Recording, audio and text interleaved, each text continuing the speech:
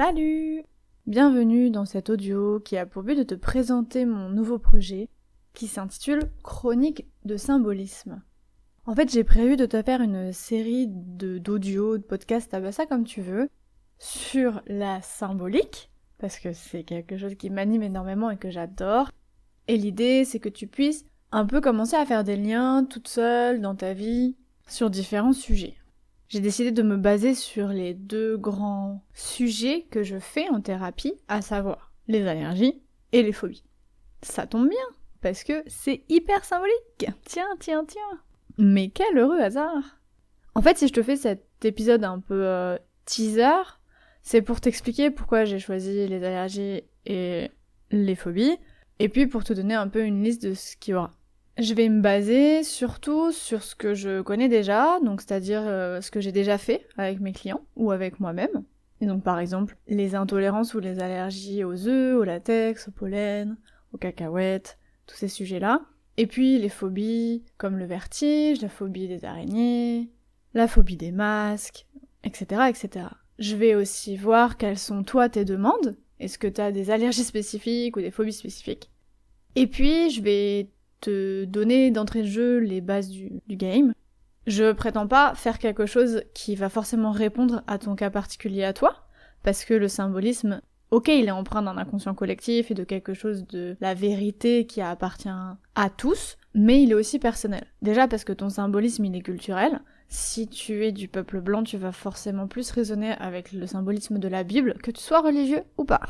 Et oui, moi aussi au début ça m'a arraché de la gueule de le dire, et j'étais pas super contente, mais c'est comme ça.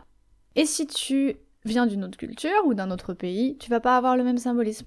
De la même façon que si ta langue maternelle c'est pas le français, et ben y a peut-être des choses qui vont s'exprimer différemment chez toi, parce que nous on a un symbolisme qui diffère aussi en fonction des expressions, des mots qu'on utilise. Donc si toi c'est des expressions que tu utilises pas, et ben ça va pas être pertinent pour toi. Par contre, il y a des choses qui seront pertinentes parce que le rôle du pollen dans la nature, c'est le même que tu sois en France, au Congo ou au Mexique.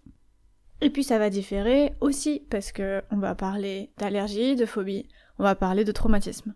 Donc moi je te mettrai une espèce de vignette rouge pour te dire attention ça craint.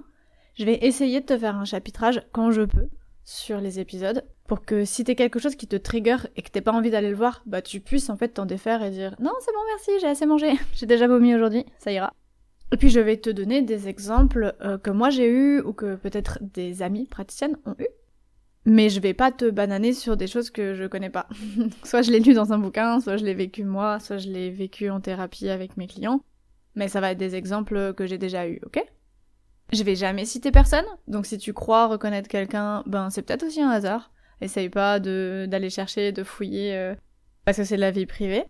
Je vais pas te donner de nom, je vais pas te donner de signes distinctifs qui te permettront de reconnaître les clients, ça me paraît évident, mais je préfère le préciser. Et écouter ce podcast ne te dispense en rien de faire une thérapie, c'est pas parce que t'as trouvé le symbolisme de ton allergie ou de ta phobie que t'as libéré l'émotionnel derrière, ou que t'es allé rechercher des belles ressources à mettre à la place, donc c'est pas parce que t'as forcément que compris intellectuellement que ta phobie ou que ton allergie va partir. Par contre, si j'ai touché juste et que je parle de quelque chose qui est ton cas, il se peut que t'aies une différence et un changement dans tes symptômes. Il se peut que ça aille vers le mieux ou que ça aille vers le pire puisque tu as débloqué quelque chose.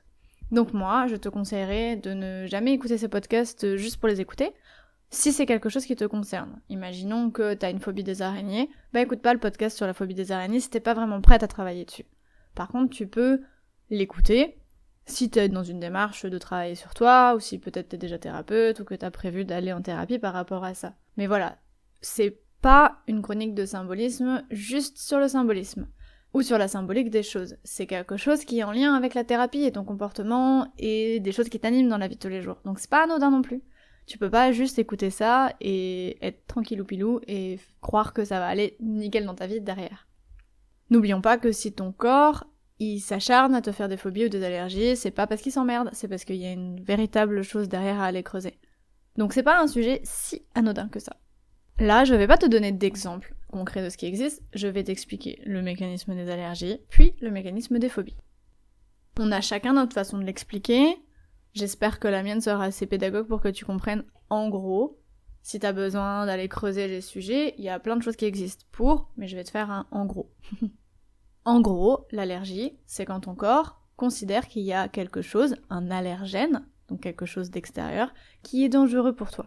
Il va réagir à ça. Il y a des allergies qui sont tout à fait logiques, comme par exemple l'allergie aux pesticides, l'allergie à la javel, ou à certains médicaments. Ton corps, se sentant agressé, va produire plus d'histamine, qui fait partie de la famille des globules blancs, donc de défense de ton corps. C'est pour ça que quand tu es allergique, on te donne des antihistaminiques. Le problème, c'est qu'avec l'allergie, ton corps il se sent vraiment en danger, vraiment attaqué, et il va produire plein d'histamine. Trop, en fait.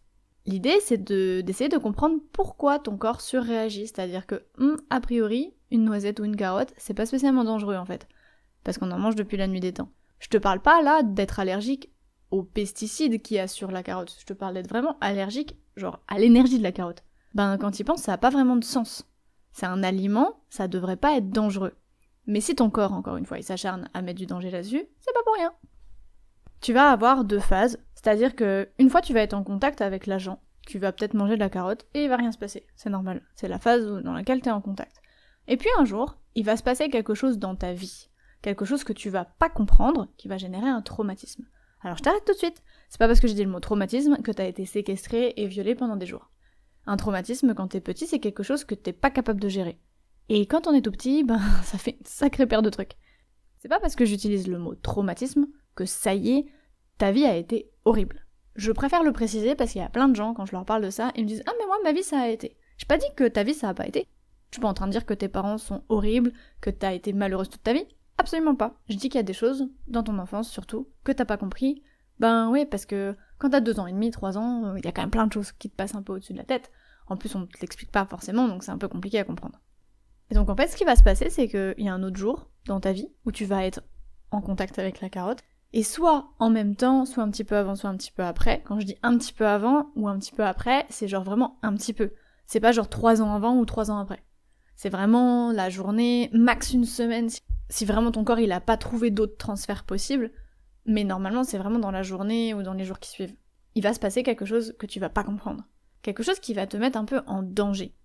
Ça peut être tout et n'importe quoi. Ça peut être quelque chose que tu entends, quelque chose que tu as vu, ça peut être en lien avec toi, avec tes parents, à l'école.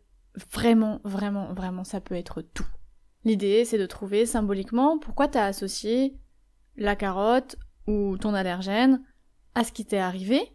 Et pour ça, on va utiliser plein de choses. On va utiliser le symbolisme des aliments ou des allergènes, parce que tu peux être allergique à plein de trucs. Je te fais pas la liste parce que c'est pas intéressant. Mais ça va être aussi, le symbolisme des symptômes que t'as. Est-ce que toi, t'as les yeux qui grattent, tu coules du nez, t'as la gorge qui pique, t'as la peau qui réagit? C'est pas la même chose en fait. Et c'est pas pour rien que c'est pas la même chose. Tu vis quelque chose qui est dangereux pour toi, que tu comprends pas, ton corps l'associe à un allergène. Et on va essayer de comprendre pourquoi. Voilà l'idée pour les allergies. Maintenant, je t'explique un peu les phobies. C'est le même délire, si ce n'est que c'est peut-être un cran au-dessus. C'est-à-dire que l'allergie, c'est quelque chose qui met ton corps en danger. La phobie, c'est quelque chose que ton corps a estimé comme étant un danger mortel. C'est un petit cran au-dessus, moi, de ce que j'observe dans les réactions. C'est vraiment quelque chose qui est apparenté à l'élan de mourir. Donc c'est fort, tu vois. C'est ton corps, il a un traumatisme qu'il comprend pas, et puis il a une peur qu'il comprend. Par exemple, tu vois une araignée courir très vite, ça te surprend. Tu fais genre « Ah c'est bon, c'est une araignée ». C'est une petite peur, tu vois, que ton cerveau comprend. Et donc dans ce cas-là, il va transférer ce qui a été hyper traumatique pour toi sur l'objet de la phobie. À savoir l'araignée, les camions, les avions, la piscine, l'eau, ça peut être plein de trucs. Encore une fois, je vais pas te faire la liste parce que je trouve pas ça intéressant.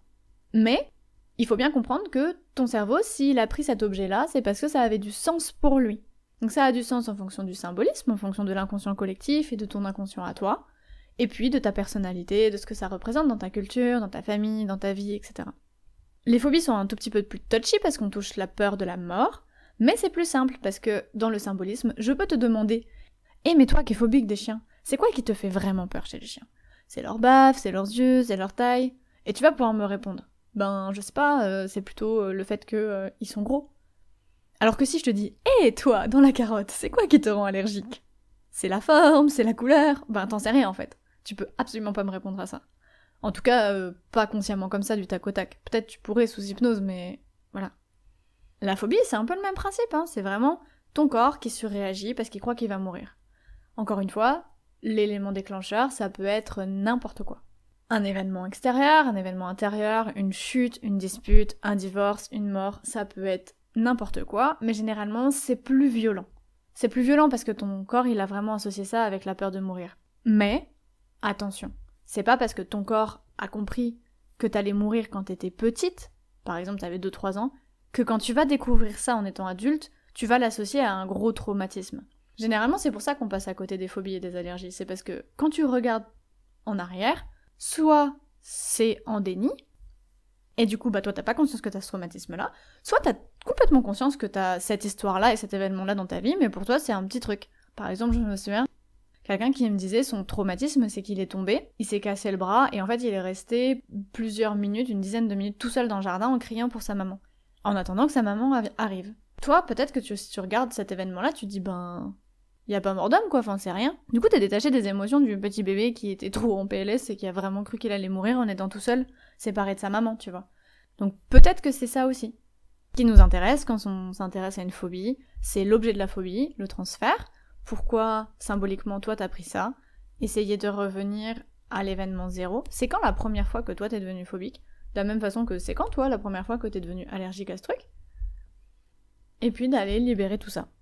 Alors, il y a un petit détail que j'aimerais t'expliquer, c'est que pour la phobie, en tout cas c'est sûr, pour l'allergie je crois aussi, mais c'est un peu moins flagrant, ta phobie, plus t'en as honte, plus elle s'exprime. Voilà, c'est dit. Tu te débrouilles avec ça. Plus tu vas avoir honte de toi, plus ta phobie, elle va s'exprimer, parce que c'est à l'inverse, en fait. C'est-à-dire que ton corps, il veut que tu t'aimes, toi, et que tu comprennes pourquoi ça a été difficile, et toi, t'es en train de t'auto-flageller en te disant que t'es nul d'avoir cette phobie-là. Donc en fait, elle va se surexprimer. C'est pour ça que si y a quelqu'un qui est phobique autour de toi, ne shame pas sa phobie, parce que t'es vraiment en train de lui créer un traumatisme sur le traumatisme. Déjà, le mec, il se sent nul, parce qu'il voit bien que sa réaction, elle est naze.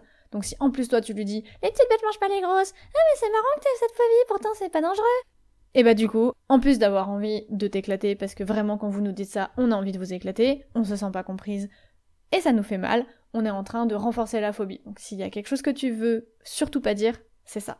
D'une façon générale, les phobies, comme les allergies, soit elles vont partir de façon immédiate, elles partent et elles reviennent jamais, soit elles deviennent ce qu'on appelle une boussole. C'est-à-dire que elles vont fortement diminuer, voire quasi disparaître, et elles vont revenir de temps en temps quand tu as la problématique qui s'exprime. Moi, c'est mon cas, par exemple. La phobie du vertige, elle a complètement disparu, je ne l'ai plus. Par contre, la phobie des araignées, temporairement et ponctuellement, elle revient dans ma vie quand j'ai affaire à un conflit de séparation ou d'abandon. Ça, c'est mon histoire à moi. Mes allergies, en revanche, elles ne sont jamais revenues. Pour l'instant. Dans ces chroniques-là, je te l'ai déjà dit, je te parlerai des clients et je te parlerai aussi de moi quand c'est pertinent. Je te fais un autre teasing dans le teasing. T'inquiète, je gère. C'est parce que j'ai envie de casser ce tabou sur la thérapie. Oui, c'est possible de supprimer son allergie, même si elle était mortelle avant.